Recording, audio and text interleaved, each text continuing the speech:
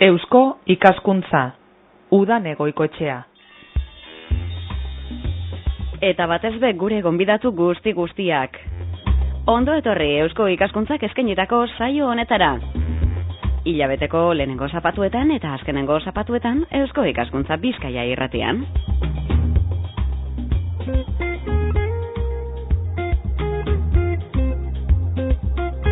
Mila 1984 urtera abiatuko gara gaur.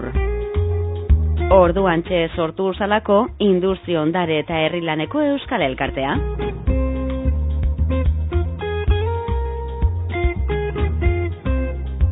Harrezkero joan dira urtetxu batzuk, helburuak ez ditue aldatu baina, industri ondarea zaindu eta babesteko helburua eukien sorreran, gaur bai.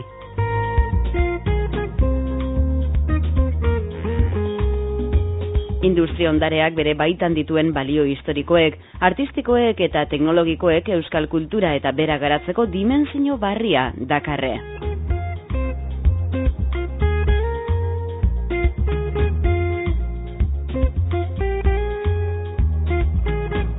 Industri ondare eta herrilaneko Euskal Elkartea ezagutuko dugu eta beronek egiten dauan lana. Eta hori, gure gonbidatu bereziaren eskutik. Industri Ondare eta Herrilaneko Euskal Elkarteko presidentea da gure gaurko gonbidatua. Javier Puertas, ondo etorri, egunon? Egunon, zuei ere. Zelan zagoz? Ondo. Bueno, eskerrik asko gure deiari erantzutea gaitik, Javier, eta Industri Ondare eta Herrilaneko Euskal Elkartea ezagutzen laguntzea gaitik.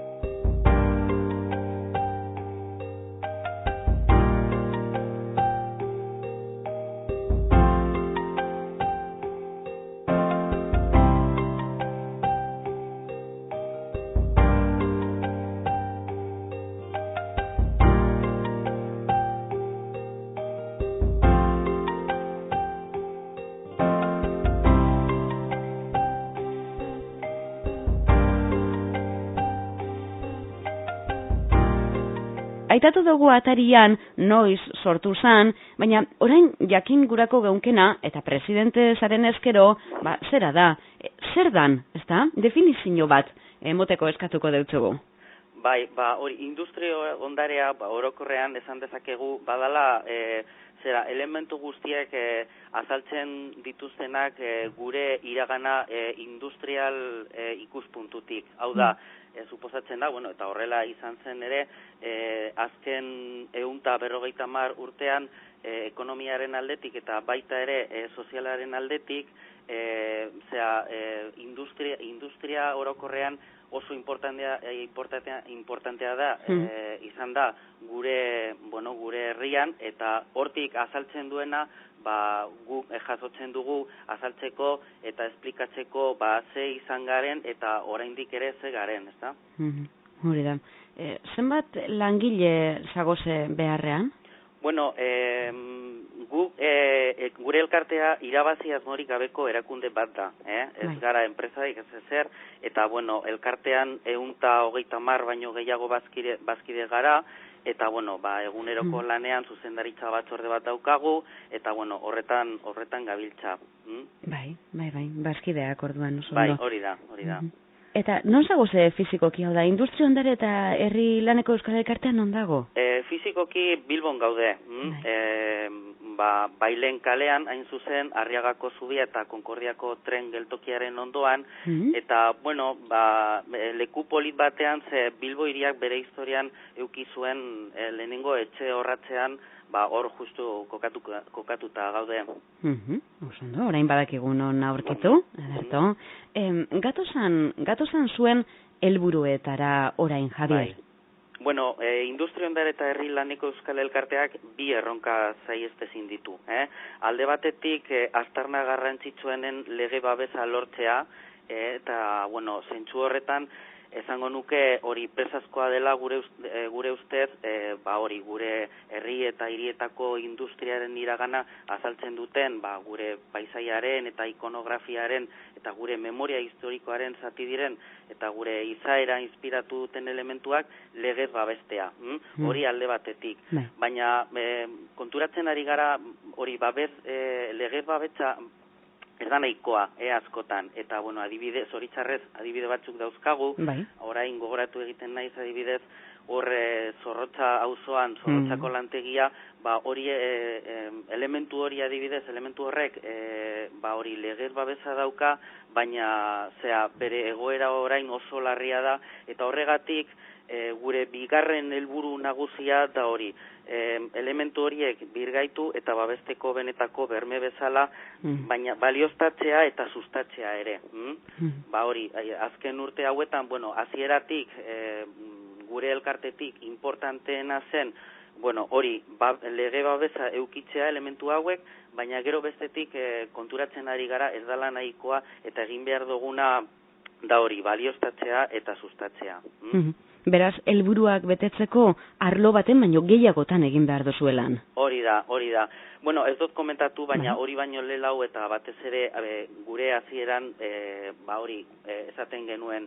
Bueno, gure asmoa hori industria ondarea babestea da, ezta? Baina hasieran esaten genuen, baina zer da hori industria ondarea zer da? Eta horretarako eta batez ere hori da gehien egiten duguna urte hauetan zehar da hori inventario bat eta jakitea industria ondareari buruz hitz egiten ari garenean, baina zehatz-mehatz zeri buruz hitz egiten ari gara. Horretarako hori teknikari batzuk, elkarteko jende hori profesionala identifikatu zituzten kriterio batzuk eta hortik aurrera hasi ziren lantzen, gure industria ondarea zein zen, zenbat elementu osatzen zuten, inventario hori eta guztiez. Bai. Orduan hori inventario edo zerrenda hori bebai, esaten esan dugun moduan, atal bat baino gehiago landu behar dozue zuen elkartean. Eta, horretan egon gara, batez ere, pentsa, orain burura etortzen zait, elkartearen hasiera adibidez, pentsazazu hori 80. hamarkadan egoten ziren, krisialdia eta egoera larria, enpresa pilo bat izten, grebatan, langabezi pilo bat, eta batean sortzen dira hori profesional batzuk, arlo guztietako profesional batzuk, esanez, hori aldarrikatzen gure industria ondarea bestea oso importantea zela, ezta? Bai. Eta, hortik aurrera naiz eta hasieran hori halako gauzak aldarrikatzea oso zailak izatea, horra ziren lan egiten, eta, horretan gaude. 80ko hamarkadara joango gara zure baimenagaz, hor fabrikak, kolore grisa, dana ezabatu gurazan. Ezabatu dira, baina egia esan industrializazioaren garrantzia ezin da ezabatu, zuek dinozue azpimarratu egin behar dela industrializazioa eta honen garrantzia. Bai, horrela da. Garai hartan, aurreko mendeko 80. hamarkadan, hori euskal industriaren aztarneko oztopoa ziruditen, eta enpresak eta erakundeak, esango nuke gizartea oro har bertatik azkatzen ahalegindu ziren, birmoldu eta eredu ekonomiko berri bat lortzeko asmoz, eta hori argi zegoen eta asko kostatu egin da, eta oraindik gaur egun kostatzen ari da ere, hori industria ondarea berau duten enpresen aktiboaren zati izatea, toki poterek babestu behar duten hiri bilbidearen zati, eta nire ustez iraganaren trazu garrantzitsuenak gaztenei utzi behar dizkiegu memoriaren zati zela ikustaraziz. Beti esaten dugu hori noragoazen jakiteko hori nondik gatozen jakin behar dugu. Eta hori dela eta elkartea sortu eta 25 urte geroago aro digital eta virtual benetan behartuta sentitzen gara gure zeregina oraindik amaitu ez dela adieraztera.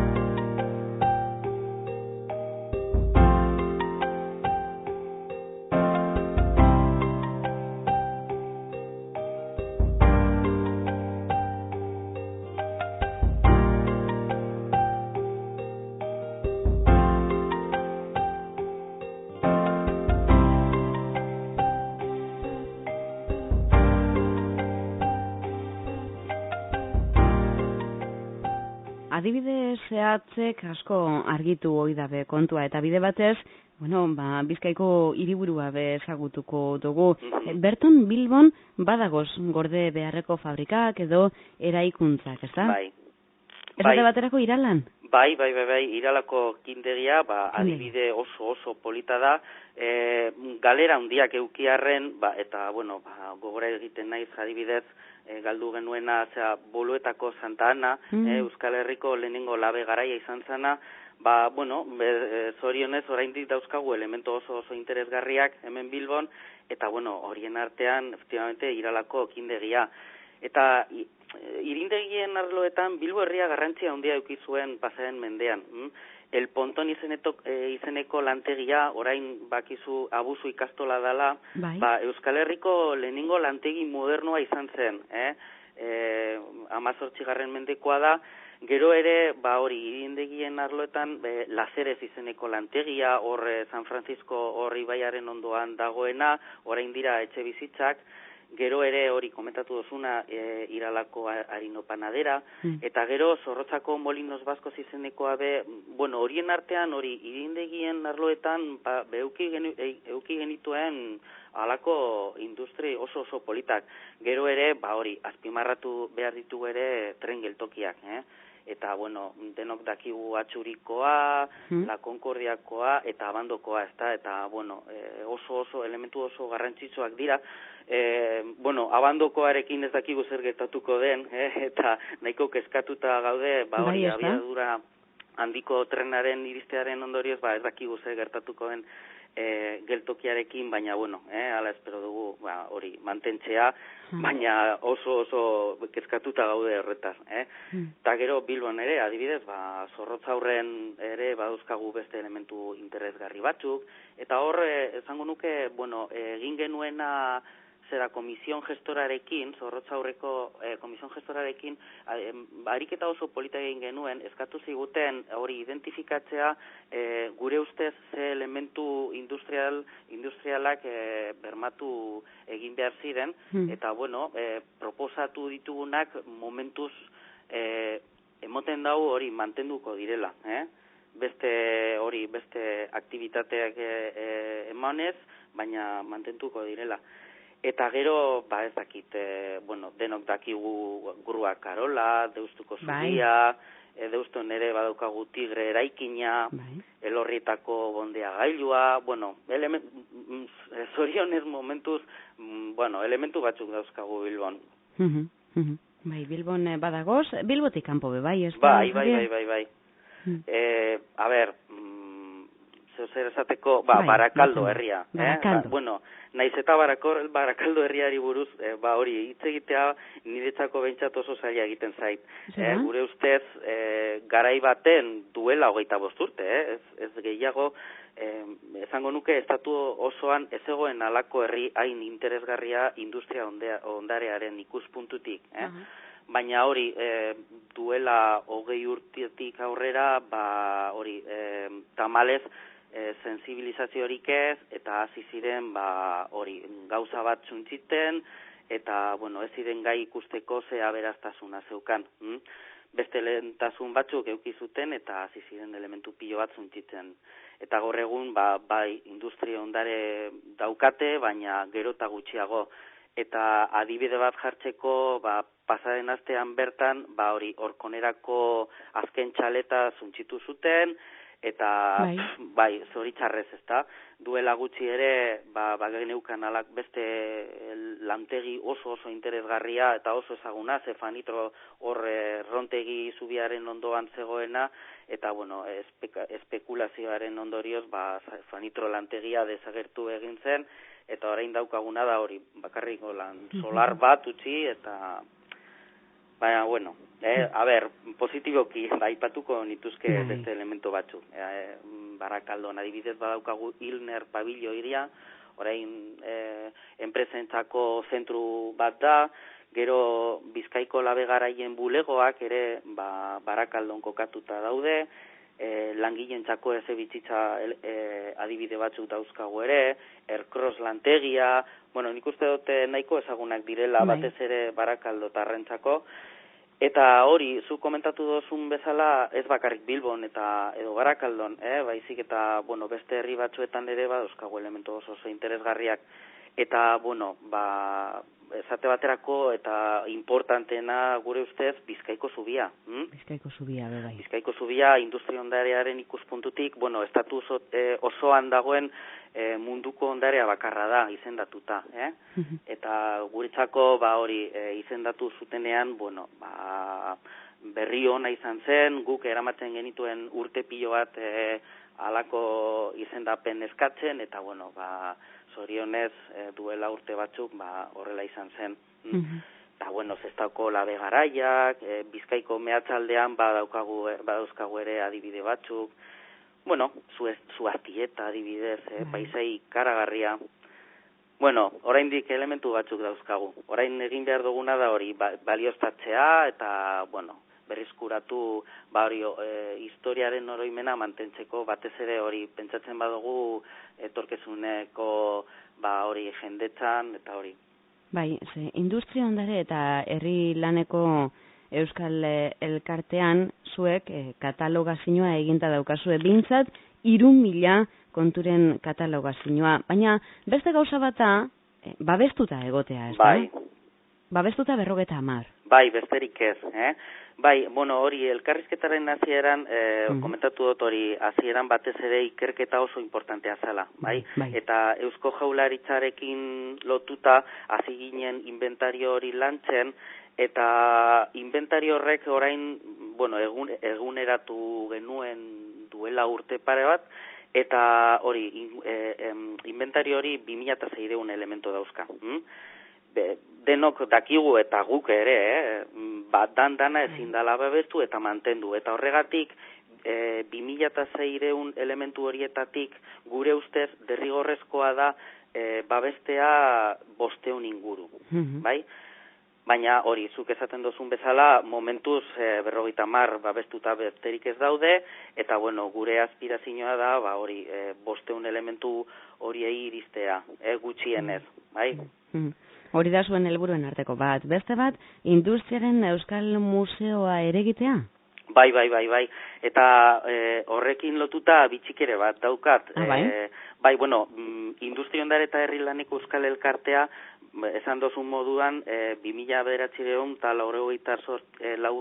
sortu zen, Euskadiko Teknikaren Museoaren Lagunen Elkartea izenez. Hori oso interesgarria da. Baina hala ere, orain 25 urte geroxeago, Euskadik industria garaiaren ondarea aberatsa biltzen duen erreferentziazko museorik eduki gabe jarraitzen du. Eta gure ustez hori, zalantzarik gabe herrialde honetako kultura politikaren gabezia nagusietako bat da.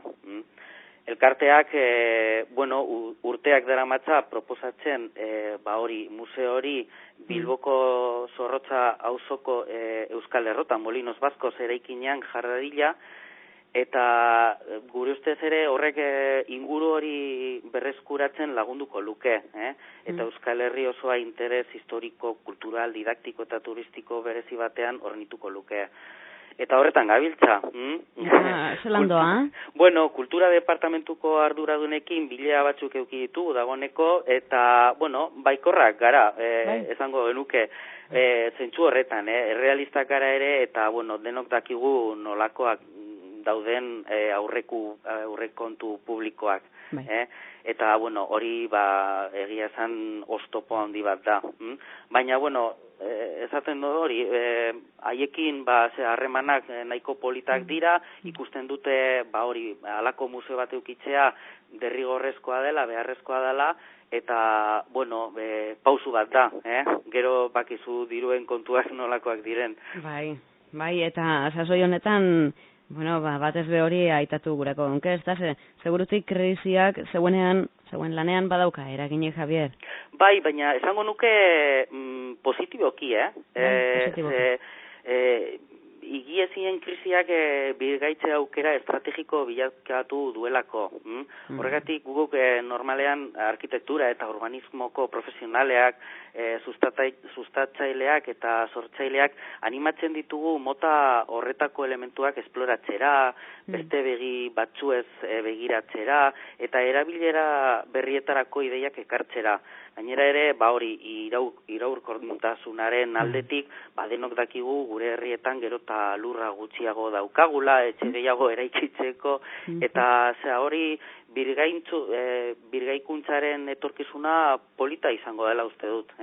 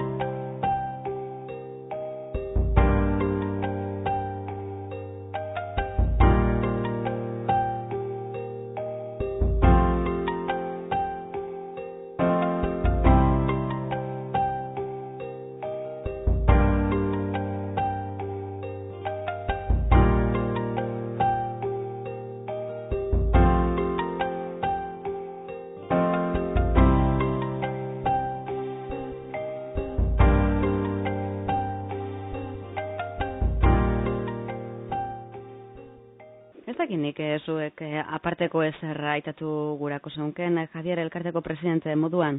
Hori, ez bakarrik hori gogoraztea hori horretan gabiltzala, uste dugulako hori babesa legala ikuspuntutik nahiko importantea dela, baina orain egin behar duguna da hori batez ere difuzioaren aldetik, sensibilizazioaren aldetik landu egin behar dugula, batez ere udaletxekoekin, eta aurten bide horretan hasi gara lan egiten, batez ere hori harremanetan jartzeko udaletxekoekin, eta ikustarazi hori ze elementu interesgarrian dauzkaten, eta nola hori babestu eta beste erabilera bat emon.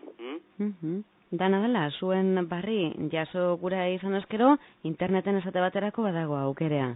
Bai, badaukagu gure webgunea, eta justu oraintxe bertan, eguneratzen ari gara, baina gure ustez, teknologi berriak oso importanteak izango dira, difusioaren lanean, eta horretan gabiltza. Gero ere, sare sozialetan presentzia daukagu dagoneko, adibidez Facebooken, eta LinkedIn, eta Flickrren, eta sare horietan, eta oso importanteak dira, eta nik uste dut gure webgunean, gero Facebooken eta horiektan informazio pilo bat daukate jendea, eta nahi izan ez gero deitu eta banatu gurekin, kezkapenak edo nahi dutena. Hori da, industri ondare eta herri laneko Euskal Elkartea. Hori da gaur ezagutu duguna, zelan ez, Javi Puertas, juez da, bertako presidentea, eta berari esker ezagutu dugu. Javier, eskerrik asko. Zuei benetan. Eta ia zelan doazen kontu guztiak. Bale, beste bat arte.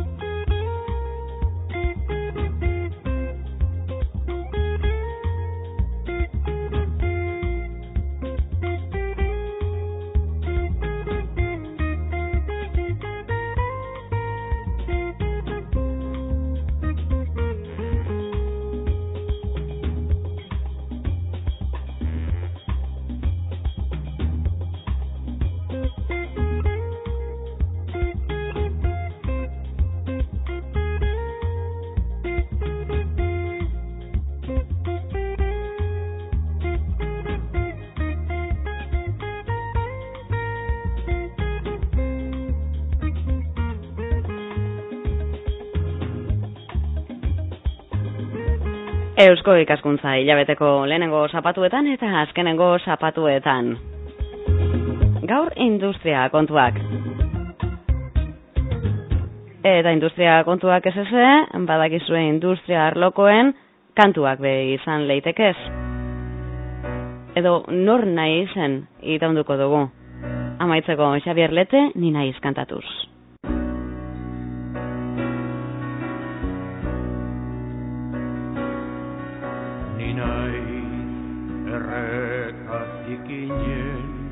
Iturri garbiak aurkitu nahi dituen poeta tristea.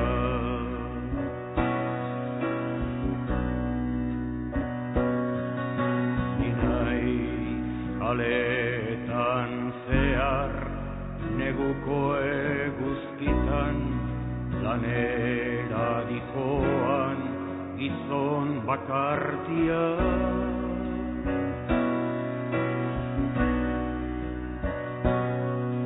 Ni naiz ostorik gabe gelditzen ari den ardazka lehorra.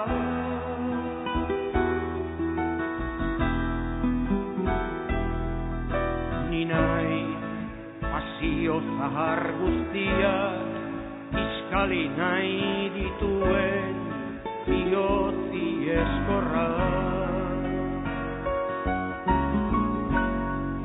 Ez zaidazu galdetu gauza ilun guztien arrazoi gordea. Nora ote dikoan denbora aldakorrak daraman bidea.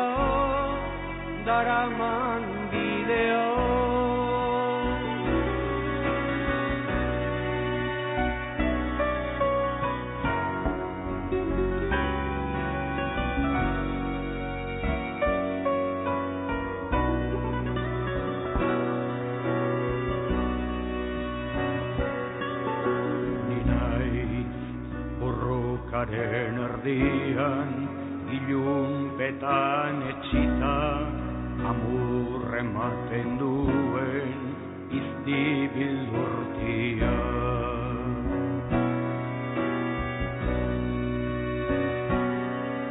Ni nahi ezerezetik ies, munduaren ardian ezin aurkitutako amets urrutia.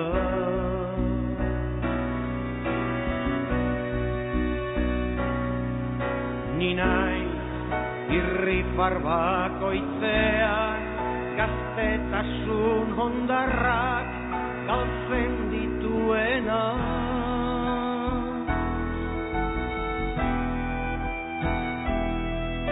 Ni nahi itxasoko haizeak gogor astintzen dituen lainoen negarra. Ez zaidazu galdetu gauza ilun guztien arrazoi gordea, nora ote dijoan denbora aldakorrak daraman bidea, daraman bidea.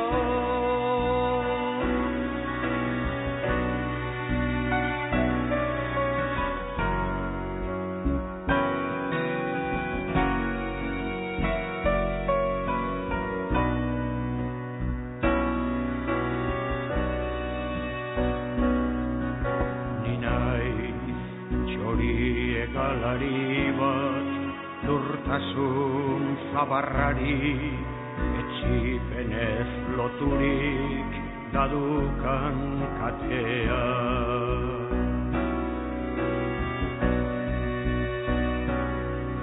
Ni nahi beste asko bezala neguko eguzkitan otzez hiltzen dagoen gizon bakartia.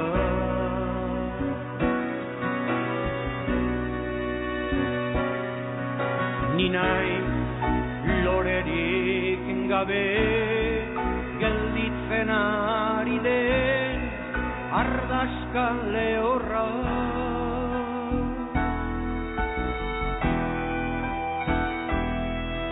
Ni nahi pasio zahar guztiak kiskali nahi dituen bihotzi eskorra. Ez zaidazu galdetu gauza ilun guztien arrazoi gordea, nora ote dijoan denbora aldakorrak daraman bidea, daraman bidea, daraman bidea, daraman bidea, daraman bidea, daraman bidea.